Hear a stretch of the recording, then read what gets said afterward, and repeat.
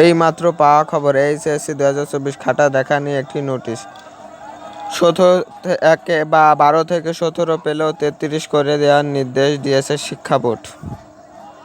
এবং এই শিক্ষা বোর্ডের যে খাতা আছে, এই খাতাগুলো শিক্ষকরা দেখবে। তখন এমনিতেই যখন নির্দেশনা দিয়েছে, বিভিন্ন মহামারীর কারণে এই পরীক্ষাটি শুরু হতে যাচ্ছে। এই পরিস্থিতির মাধ্যমে এই পরীক্ষাগুলো শুরু হয়েছিল, এই কারণে মূলত এই নির্দেশনা।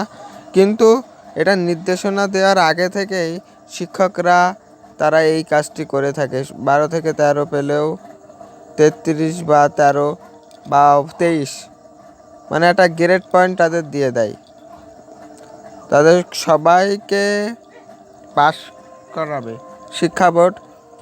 কারণ আর একটি বিষয় আছে, কারা ফেল করবে? আপনারা যদি রোল নাম্বার, বৃত্ত ভাড়ার সেট করে এগুলো যদি সঠিক করে থাকেন, আপনি 100% পাস।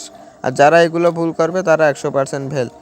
আর ফেল করে হচ্ছে 100%-এর ভিতর 5% লোকই হচ্ছে ফেল করে।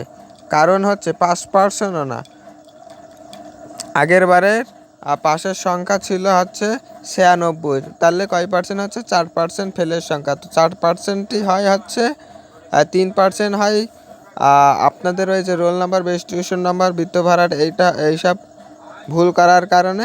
আর 1% হয় যে লিখিত বা কোনো কিছু পাস করতে পারে না, মোট 33 পায় না, এই জন্য।